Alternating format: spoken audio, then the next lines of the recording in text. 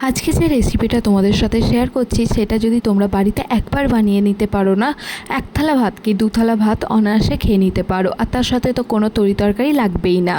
চলো বন্ধুরা তোমাদেরকে বলে দিই। হাই বন্ধুরা, তোমরা সবাই কেমন আছো? রি কিচেন ইউটিউব চ্যানেলে তোমাদের সবাইকে স্বাগত জানাই। আশা করি তোমরা খুব খুব খুব ভালো আছো, আর তোমাদের ভালোবাসায় আমিও খুব খুব খুব ভালো আছি। তো বাইরে পড়ছে প্রচণ্ড বৃষ্টি, আর সেই সময় বাজার থেকে নিয়ে এসেছে ঠিক এতটা চিংড়ি মাছ। আর কি রান্না করব ঠিক ভেবে উঠতে পারছিলাম না। তারপরে ভাবলাম চলো চিংড়ি মাছের একটা নতুনত্ব রান্না তোমাদের সাথে শেয়ার করে নিই। আমার এই ইউটিউব চ্যানেল জার্নিতে একদিনের জন্য এই রান্নাটা তো দেখানো হয়ে ওঠেনি আর খাওয়া হয়ে ওঠেনি, তাই ভাবলাম চলো যেহেতু বাইরে বৃষ্টি পড়ছে এই রান্নাটা করলে না মুখে এত সুন্দর স্বাদ বাড়ে কি বলবো।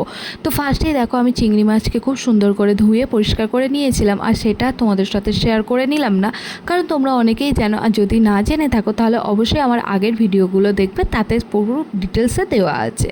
ভালো করে পরিষ্কার করে ধুয়ে নেওয়ার পরে গ্যাসে কড়াই বসিয়ে নিয়ে তাতে তেল দিয়ে দিয়েছিলাম বেশ কিছুটা, আর তাতে দিয়ে দিয়েছিলাম নুন, কারণ চিংড়ি মাছে আমি নুন বা হলুদ কিছুই ম্যারিনেট করে রাখিনি।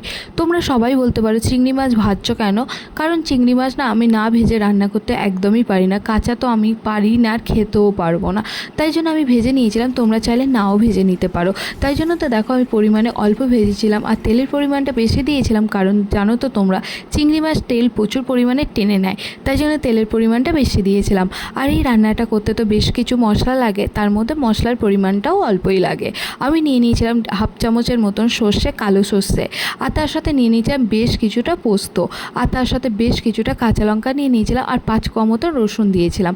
তোমরা অবশ্যই রসুনটা দিও, কারণ রসুনের একটা আলাদা ফ্লেভার যেটা এই রান্নাতে একদম মানে রান্নাটা অতুলনীয় করে রেখেছিল। তো তোমরা কাঁচা লঙ্কাটা অবশ্যই দিও, কাঁচা লঙ্কারও একটা আলাদা ফ্লেভার থাকে। আর এই মিক্সি গ্রাইন্ডারটার এত ভালো, এত কিছু এত সুন্দরভাবে মিক্স হয়ে যায়, এমনকি পোস্ত সর্ষে এত সুন্দর মিহিভাবে মিক্স হয়ে যায়, তার জন্য ভাপা করতে তো কোনো অসুবিধাই হচ্ছিল না। তো ফার্স্টে দেখো ভাপা যেহেতু করবো তার জন্য তো অবশ্যই লাগবে টিফিন বক্স, তার জন্য একটা টিফিন বক্সও নিয়ে নিয়েছিলাম, তাতে মিক্সিতে যেটা মশলাটা রেডি করেছিলাম সেটাও দিয়ে দিলাম, তার সাথে পরিমাণ মতো নুন দিয়ে দিয়েছিলাম। যেহেতু আমি চিংড়ি মাছে নুন দিয়েছিলাম তাই জন্য পরিমাণে অল্পই নুন দিয়েছিলাম, আর তার সাথে দিয়ে দিয়েছিলাম শুকনো লঙ্কা গুঁড়ো 2 চামচের মতন, আর হলুদ গুঁড়ো 1 চামচের একটু বেশি। যেহেতু চিংড়ি মাছে আমি কোনো রকম হলুদ দিইনি বলে তাই জন্য এতে পরিমাণে বেশি দিলাম। আর তোমরা তো জানো যারা যারা রি কিচেনের ভিডিও দেখো তারা সবাই জানো অবশ্যই যে রি কিচেন ঝালের পরিমাণটা একটু বেশি পরিমাণে খেতে ভালোবাসে, আর নুনটাও একটু পরিমাণে কমই খায়। তাই জন্য দেখো নুন আর ঝালটা একদম তোমরা তোমাদের আন্দাজ মতো অবশ্যই দিও। তবে হ্যাঁ, যদি তোমরা কাঁচা লঙ্কার ঝালটা খেতে ভালোবাসো তবে অবশ্যই কাঁচা লঙ্কাটা দিও, শুকনো লঙ্কাটা একদম না দিলেও চলবে, কিন্তু কাঁচা লঙ্কাটা দিতেই হবে। আর তোমাদের সাথে কথা বলতে বলতে দেখো চিংড়ি মাছও দিয়ে দিলাম, বেশ কিছুক্ষণ ধরে ম্যারিনেট করে রেখে দিলাম। অবশ্যই এখানে মশলাটা খুব সুন্দর করে চিংড়ি মাছের সাথে মিক্স করে নিতে হবে। করে নেওয়ার পরে 2 মিনিটের মতো রাখার পরে মিক্সার গ্রাইন্ডারে যে অবশিষ্ট অংশটা ছিল তো সেটা আমি জলে ভালো করে মিশিয়ে নিয়ে সেটা আমি টিফিন বক্সে দিয়ে দিলাম, তার সাথে একটু এক্সট্রা আমি জল দিলাম।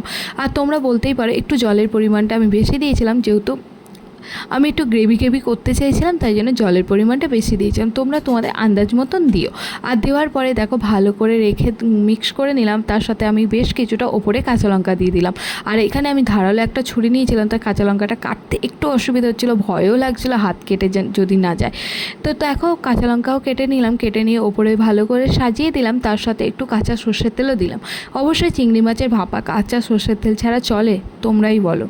কাঁচা সর্ষের তেল দেওয়ার পরে টিফিন বক্সটা এত সুন্দর দেখতে লাগছে, তারপরে আমি ঢাকনাটাও দিয়ে দিলাম, আর ওইদিকে বসিয়ে দিয়েছিলাম একটা কড়াইটা বসিয়ে দেওয়ার পরে বেশ কিছুক্ষণ গরম করে দেওয়ার পরে আমি 1 কাপ জল দিতে একটা আওয়াজ এলো, সেটা এত ভালো লাগে না কি বলবো।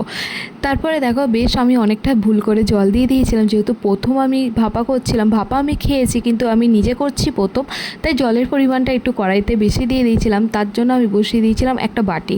তাই বললাম বাটিতে বসালে ভাপাটার পরিমাণটা মানে তৈরিটা ভালো হবে না, তার জন্য আবার বাটিটা সরিয়ে এমনি ডাইরেক্ট বসিয়ে দিলাম।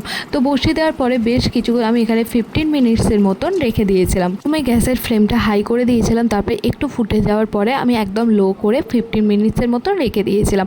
তোমরা চাইলে তোমাদের আন্দাজ মতন রেখে দেবে, যেহেতু আমার এটা রান্নাটা রেডিই ছিল তাই আমি 15 মিনিটসের মতন করেছিলাম। 15 মিনিটস পর যখন ঢাকনাটা খুললাম, একটা অসাধারণ সর্ষের ঝাঁঝ, এত সুন্দর একটা ফ্লেভার আসছিল আর খেতে হয়েছিল তো অসাধারণ, সেটা তো তোমাদের তোমাদের ফার্স্টেই বলেছিলাম। তো এই রান্নাটা অবশ্যই দেরি কেন, বাড়িতে তাড়াতাড়ি বানিয়ে নিও। আর কেমন লাগলো অবশ্যই কিন্তু আমাকে কমেন্ট করে জানিও। যদি রান্নাটা ভালো লাগে তাহলে অবশ্যই লাইক কমেন্ট সাবস্ক্রাইব করে আমার পাশে থেকেও যেভাবে তোমরা আছো। তবে তোমাদেরকে একটা কথা বলতে পারি এই রান্নাটা কিন্তু অবশ্যই তোমরা বাড়িতে ট্রাই করো। আর আমার রান্নাগুলো যদি তোমাদের ভালো লাগে তাহলে তো অবশ্যই আমার আগের ভিডিওগুলো দেখো, আর ভালো লাগলে লাইক দিও।